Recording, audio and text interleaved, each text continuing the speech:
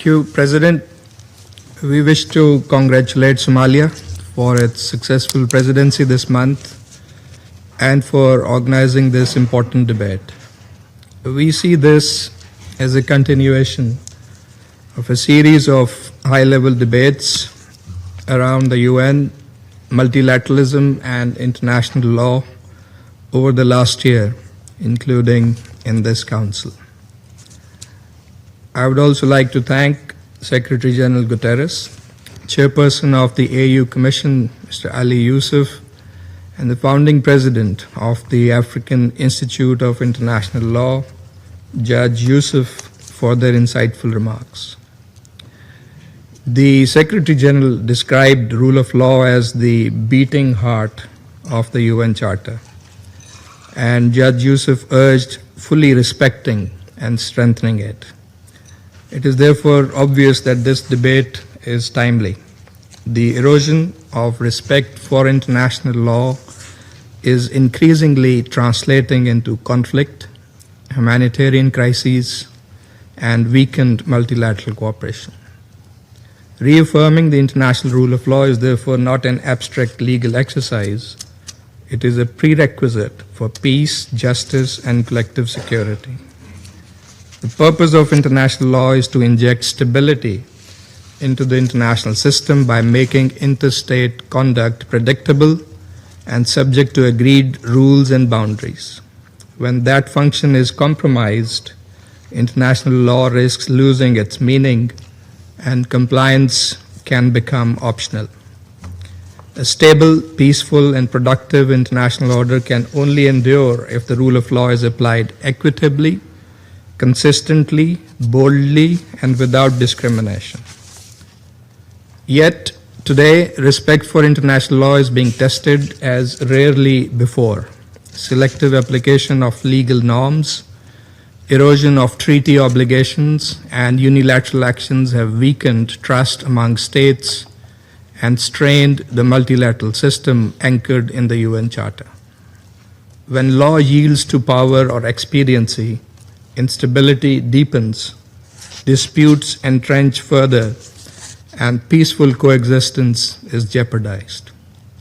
The core principles of the Charter, sovereign equality, non-interference, political independence, and territorial integrity, the prohibition of the threat or use of force, and self-determination are being increasingly challenged. Attempts to normalize unilateral actions outside the Charter undermine collective security and weaken the credibility of multilateral institutions. Pakistan itself has experienced such violations. Last May, India carried out an unprovoked military aggression in breach of international law and Pakistan's sovereignty. Acting in accordance with Article 51 of the Charter, Pakistan exercised its inherent right of self-defense in a responsible, restrained, and proportionate manner. Our response established that there can be no new normal based on coercion or impunity. Respect for international law remains the only legitimate norm governing interstate conduct. And that conflict also reminded that the root cause of instability in South Asia remains India's illegal occupation of Jammu and Kashmir in gross violation of Security Council resolutions. The continued denial of the right to self-determination of the Kashmiri people has grave human rights consequences and imperils durable peace in the region. India's unilateral suspension of the Indus Waters Treaty is another blatant breach of international obligations, threatening the lives and livelihoods of millions and endangering peace and security.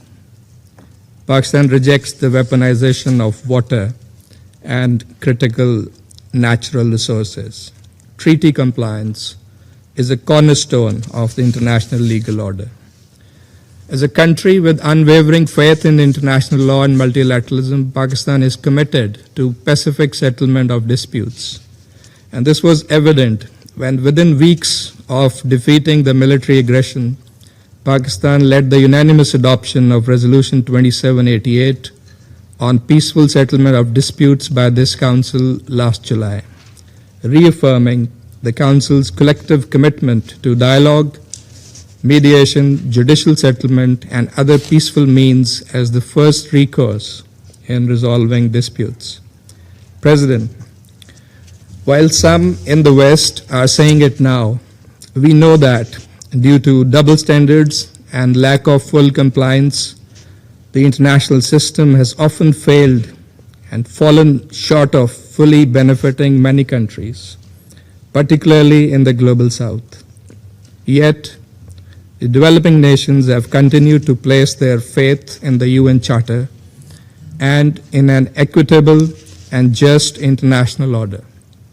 Their aspirations for peace, security, and development must remain central to the evolution of multilateralism and the reform of the United Nations. A reform towards equality, democracy, and accountability, away from unbridled power and entitlement. A reform for all, privilege for none. Reinvigorating the rule of law is essential to restoring that confidence. President, but not everything is pessimistic, as Judge Yusuf also pointed out. Despite geopolitical tensions, the international legal framework remains resilient. The entry into force of the BBNJ agreement and the International Law Commission's work on sea level rise demonstrate the capacity to respond to emerging challenges. We also welcome the advisory opinions of the International Court of Justice on Palestine and climate change. These opinions must be respected and applied universally, because selective acceptance would undermine the authority of the court and confidence in international adjudication.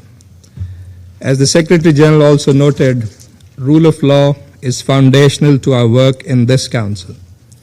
It requires full compliance with Security Council resolutions on all items on its agenda. The situation in Palestine starkly illustrates the consequences of selective adherence to international law.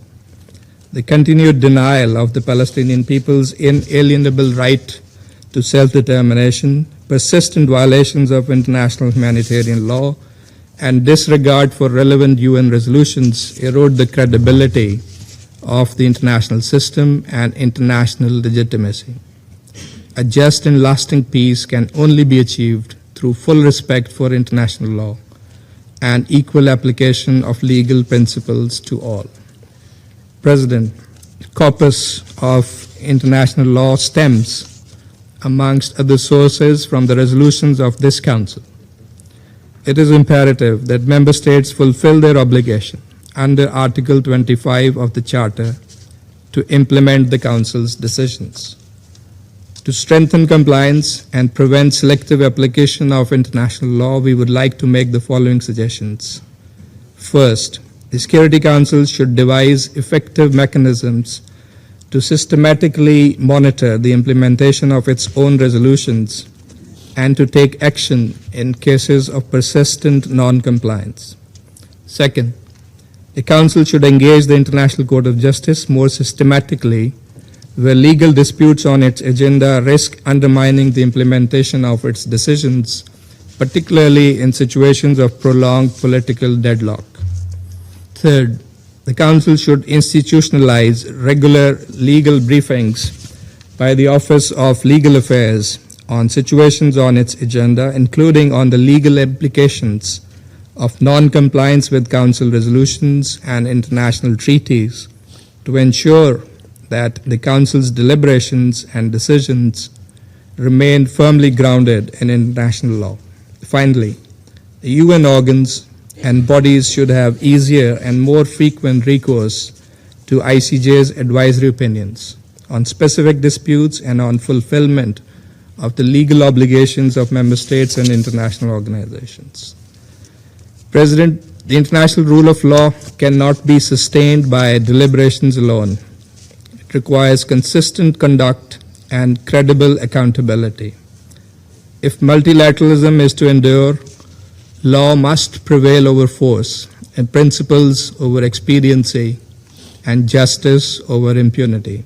Pakistan remains committed to a UN Charter-inspired, rules-based international order in which disputes are resolved peacefully, obligations are honored, and the United Nations serves as a true guarantor of peace, justice, and dignity for all. I thank you.